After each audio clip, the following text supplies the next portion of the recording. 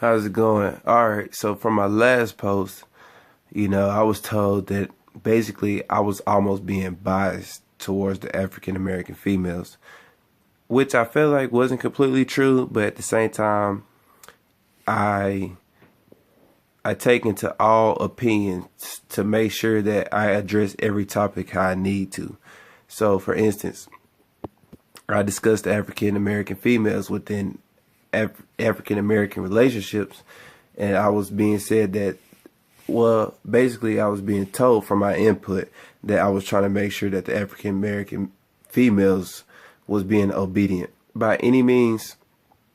I'm saying that the male figure, and that's within all races, that the male figure does take the lead, and if he's leading in the right direction, then maybe not even African American women, but all women should learn and gain the experience through their husbands, or at least go through that trial and error to make sure if there's something to be discovered new or to gain a benefit at the situation, then you should be able to support him while he goes through that venture. But by any means, I'm not letting fellas off the hook, because if you do, or if you have produced a child in this world, then yes, you are accountable for raising that child and investing time into that child to make sure that he grows up to be who he needs to be, not who you want him to be, because there's a difference. We look at it, we have children, we look at them as far as they need to be the next football star, they need to be the next athlete, or they need to be the next rapper. But you don't do nothing but categorize how we should be idolized. And if all we're doing is being idolized in certain particular platforms, then that gives others to basically tell us that we don't know what we're doing when we decide to express our knowledge outside of that platform. So we don't want to ever give any other race or any other culture the benefit to tell us that we don't know what we're doing when we decide to go a new direction on what we decide to major our career field in. So I just wanted to address that at first, because African American fathers, if you have a child, best believe you need to do whatever you can to uphold the value of that house to make sure your child succeeds in whatever career field they decide to do, and be behind them 100%. Even past that is just inevitable to the time you need to put into them. It's not even a word to explain it. It's just day in and day out that you making sure that your child receives the best treatment regardless. If they don't receive it in society, that just makes it that much more you have to give them in order for them to gain that self-esteem and that confidence they need when they decide to attack on society again, because they're being ridiculed of all the antics or the criticism that they thought they were doing when they was believed that they were doing right. So I just wanted to address that. And now we have a topic I was discussing with one of my close friends, which I consider a sister in the military. She asked me, we need to establish what is a good cause for going to jail rather than a bad cause, and why does certain individuals receive certain treatment when a black male goes to jail and he comes back and he's being praised after he's doing so many amount of years, rather than the African American male who does what he needs to do day in and day out in school and achieve certain academic levels, and he's frowned upon because he is seen to being obedient and falling in line with society on what he should believe in. But this is my take on it, just me. So the system is made to devalue us as human race, to as far as we can accomplish as much as any other race in society. I mean, I mean, it's self knowledge. It's self knowledge and it's self explanatory just by the day in and day out treatment we receive.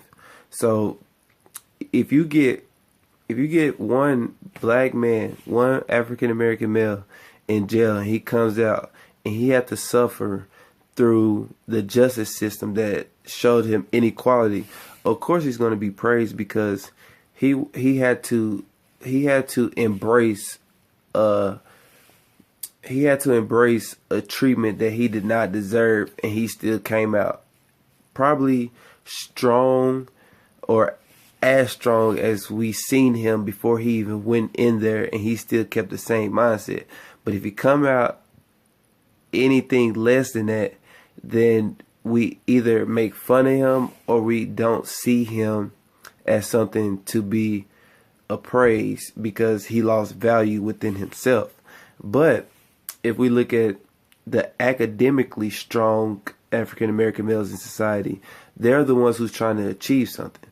But that goes to show, it goes to say, is that we don't have to praise the individuals who go through college, who obtain a master's degree, who obtain a doctor's degree, and they go and work for a corporation all their lives just to receive a retirement plan, and not even try to give the African American communities or their background somewhat self knowledge to help them go through life.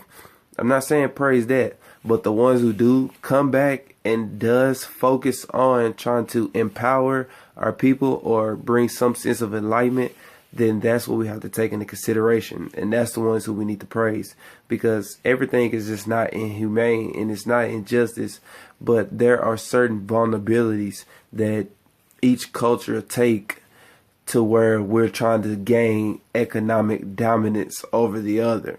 It's just unfortunate that we have to live in America as colored individuals. We have to live in America to try to make this thing succeed, but we always hit obstacles to where we got to rebound from, and it does nothing but make it that much harder for the next individuals to tell them to succeed. So my plan, or what we should all plan, is to just start off small and leave that basic foundation for the next generation, which is, if it's for our kids, if it's for our nieces or for our nephews, just those young individuals, leave them something to build upon rather than trying to make luxury statements for ourselves. Because if we work and we make a certain amount of money an hour, or make a certain amount of money for the salary, and we go and live for our selfish intentions and buy that new car just to make that luxury statement amongst our peers, we lose in touch of the goals we were supposed to set in the first place, which was leave the new generation a certain amount of wealth for them to grow up on. So that way we're not leaving them with just debt, and they can capitalize off the financial incentives of the will that we left them. So let me leave you with this. Okay. So the person who, or the individual who, the African American male, however you put it, if he comes out of jail and he committed a crime that he was supposed to suffer for, then he was supposed to suffer for it. I mean, every action comes with a reaction. If he has to face that consequence in order to learn his lesson, then he has to learn that lesson.